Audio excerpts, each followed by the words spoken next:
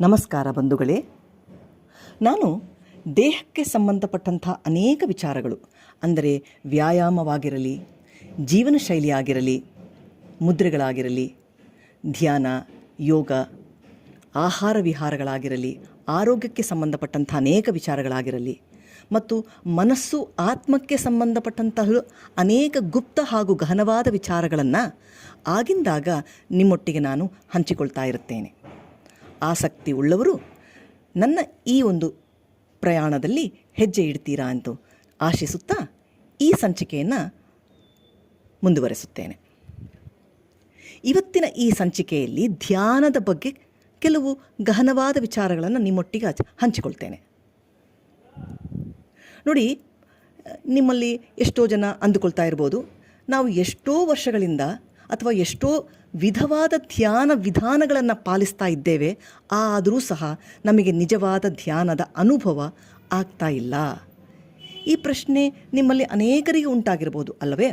ಇದು ಯಾಕೆ ಅನ್ನೋದ್ರ ಬಗ್ಗೆ ನಾನು ಮಾತನಾಡ್ತಾ ಇದ್ದೇನೆ ಇವತ್ತು. ನೋಡಿ, ಧ್ಯಾನ ನಾವು ಹೇಗೆ ಪ್ರಾರಂಭಿಸುತ್ತೇವೆ? ದೇಹವನ್ನು ದಂಡಿಸಿ ಅದಕ್ಕೆ ತರಬೇತಿಯನ್ನು ಕೊಡ್ತಾ ನಾವು ಅಲ್ಲಿಂದ ಪ್ರಾರಂಭಿಸುತ್ತೇವೆ ಅಲ್ವಾ? ಆದರೆ ಧ್ಯಾನ ದೇಹಕ್ಕೆ ಏನೆಂಬುದೇ ಗೊತ್ತಿಲ್ಲ. ದೇಹದ ಮೂಲ ಗುಣ ಏನಂತ ಹೇಳಿ? ದೇಹ ತಾನು ಬದುಕುಳಿಯುವುದಕ್ಕೆ ಆಹಾರವನ್ನೇ ಅವಲಂಬಿಸಿರುತ್ತೆ ಅಲ್ವಾ? ಆಹಾರವೇ ದೇಹದ ಮೂಲ ಅವಶ್ಯಕತೆ ಮತ್ತು ಅದರ ಮೂಲ ಸ್ವಭಾವವು ಅದೇ ಆಗಿರುತ್ತೆ. ಅದಕ್ಕೆ ಆಹಾರ ಬಿಟ್ಟರೆ ಮತ್ತೊಂದಿಲ್ಲ. ಅಂದರೆ ಸಬ್ಸ್ಟ್ಯಾನ್ಷಿಯಲ್ ಎಕ್ಸಿಸ್ಟೆನ್ಸ್ ಅದೇನೆ.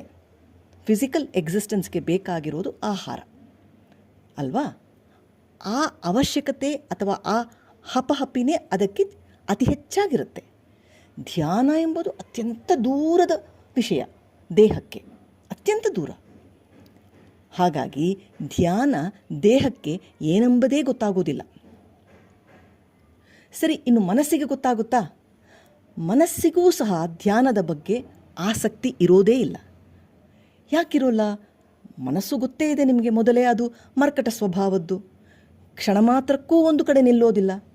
ಇನ್ನು ಧ್ಯಾನ ಅಂದರೆ ಹೇಗೆ ಅದಕ್ಕೆ ಗೊತ್ತಾಗೋಕ್ಕೆ ಸಾಧ್ಯ ಅಲ್ವಾ? ಹಾಗಿದ್ರೆ ಧ್ಯಾನವನ್ನು ಹೇಗೆ ಸಾಧಿಸೋದು? ಈ ಪ್ರಶ್ನೆಗೆ ಅನೇಕ ವಿಚಾರಗಳನ್ನು ಇಲ್ಲಿ ತಿಳಿಸ್ತಾ ಹೋಗ್ತೇನೆ. ಇನ್ನಷ್ಟು ಗಹನವಾದ ವಿಚಾರಗಳನ್ನು ಮತ್ತಷ್ಟು ಮುಂದೆ ಬರುವಂತಹ ಸಂಚಿಕೆಯಲ್ಲೂ ಸಹ ತಿಳಿಸ್ತಾ ಹೋಗ್ತೇನೆ. ನೋಡಿ, ನಮಗೆ ಈ ದೇಹ ಮತ್ತು ಮನಸ್ಸನ್ನು ಹೊರತುಪಡಿಸಿ ಇನ್ನೊಂದು ನಿಜವಾದ ಇರುವಿಕೆ ಇದೆ ಎಂಬುದನ್ನೇ ನಾವು ಸಂಪೂರ್ಣವಾಗಿ ಮರೆತು ಹೋಗಿಬಿಟ್ಟಿದ್ದೇವೆ. ನಿಜವಾದ ಇರುವಿಕೆ ಅಂದರೆ ಏನು ಗೊತ್ತಾ? ದೇಹ ಮತ್ತು ಮನಸ್ಸನ್ನು ದಾಟಿದ ಒಂದು ಸ್ಥಿತಿ. ನೋಡಿ, ದೇಹ ಅಂತೂ ನಾವಲ್ಲ, ಅದು ಹೇಗೆ ತಿಳಿಯೋದು? ಸತ್ತ ನಂತರ ಹೇಗೂ ಈ ದೇಹ ಇಲ್ಲೇ ಮಣ್ಣಾಗುತ್ತೆ, ಅದು ಗೊತ್ತೇ ಇದೆ ಅಲ್ವಾ? ಇನ್ನು ಮನಸ್ಸಂತೂ ನಾವಲ್ಲ. ಯಾಕಂದರೆ ಈ ಮನಸ್ಸೆಂಬುದನ್ನು ಈ ಸಮಾಜ ನಮಗೆ ಕೊಡುಗೆಯಾಗಿ ಕೊಟ್ಟಿದೆ, ಅದು ನಮ್ಮದಂತೂ ಅಲ್ಲ. ಅಂದರೆ ಯಾವುದನ್ನು ನಾವು ಹುಟ್ಟೋಕ್ಕೂ ಮುಂಚೆಯೂ ನಾವು ತಂದಿಲ್ಲ, ಅಂದರೆ ಯಾವುದನ್ನು ನಾವು ಹುಟ್ಟೋಕ್ಕೂ ಮುಂಚೆಯೂ ಇದೆಯೋ ಮತ್ತು ಸತ್ತ ನಂತರವೂ ಇರುತ್ತದೆಯೋ ಅದುವೇ ನಮ್ಮ ನಿಜವಾದ ಅಸ್ತಿತ್ವ ಅಲ್ವಾ? ದೇಹ ಮತ್ತು ಮನಸ್ಸು ನಮ್ಮ ಅಸ್ತಿತ್ವ ಅಂತೂ ಖಂಡಿತ ಅಲ್ಲ. ಹಾಗಾದರೆ ನಮ್ಮ ನಿಜವಾದ ಅಸ್ತಿತ್ವ ಯಾವುದು? ಅದರ ಕಡೆ ನಮ್ಮ ಗಮನ ಅಥವಾ ಅದರ ಕಡೆ ನಮ್ಮ ನಿಲುವು, ಗಮನ, ಅಟೆನ್ಷನ್ ಆ ಕಡೆ ಇದ್ರೇ ಸಾಕು. ಧ್ಯಾನದ ಅನುಭವ ಅಲ್ಲಿಂದಲೇ ಸ್ಟಾರ್ಟ್ ಆಗಿಬಿಡುತ್ತೆ. ತರಬೇತಿ ದೇಹದಿಂದ ಕೊಡ್ತಾ ಇದ್ದೇವೆ, ಮನಸ್ಸಿನ ತನಕ ಹೋಗಬೇಕು. ಫಸ್ಟು ದೇಹವನ್ನು ಅರ್ಥ ಮಾಡಿಕೊಂಡು ಆಮೇಲೆ ಮನಸ್ಸಿಗೆ ಹೋಗಿ ಅನೇಕ ಜನ್ಮಗಳ ಪ್ರಯಾಣ ಇದು. ದೇಹದಿಂದ ಮನಸ್ಸಿಗೆ, ಮನಸ್ಸಿನಿಂದ ಆತ್ಮಕ್ಕೆ ಅನೇಕ ಜನ್ಮಗಳ ಪ್ರಯಾಣ ಇದು ನಡೆಯುತ್ತೆ. ಆದರೆ ಒಂದೇ ಸಮಯಕ್ಕೆ ಧ್ಯಾನವನ್ನು ಅರ್ಥ ಮಾಡಿಕೊಂಡು ಬಿಟ್ಟರೆ, ನಮ್ಮ ಎಕ್ಸಿಸ್ಟೆನ್ಷಿಯಲ್ ರಿಯಾಲಿಟಿಯನ್ನು ಅರ್ಥ ಮಾಡಿಕೊಂಡು ಬಿಟ್ಟರೆ ತಕ್ಷಣವೇ ಈ ಕ್ಷಣವೇ ಧ್ಯಾನ ಏನೆಂಬುದು ಅದೊಂದು ಟೆಕ್ನಿಕ್, ನ್ಯಾಕ್ ರೀತಿಯಲ್ಲಿ ನಾವು ಅರ್ಥ ಮಾಡ್ಕೊಂಡು ಬಿಟ್ಟರೆ ತಕ್ಷಣಕ್ಕೆ ನಮಗೆ ಧ್ಯಾನ ಏನೊಂದು ಗೊತ್ತಾಗ್ಬಿಡುತ್ತೆ, ಅಥವಾ ಧ್ಯಾನದ ಅನುಭವ ನಮಗಾಗತ್ತೆ ಅಲ್ವಾ? ಈ ಅನುಭೂತಿಯನ್ನು ಅನೇಕ ವಿಧಾನಗಳಲ್ಲಿ ನಿಮಗೆ ವಿವರಿಸುತ್ತಾ ಮುಂದೆ ಮುಂದೆ ಸಂಚಿಕೆಗಳಲ್ಲೂ ಇದರ ಬಗ್ಗೆ ನಾನು ಅನೇಕ ವಿಷಯಗಳನ್ನು ತಿಳಿಸ್ತಾ ಹೋಗ್ತೇನೆ. ಅನೇಕ ಗುಪ್ತ ಹಾಗೂ ಗಹನವಾದ ವಿಚಾರಗಳು ಹೊರಗಡೆ ಬರ್ತಾ ಹೋಗುತ್ತವೆ.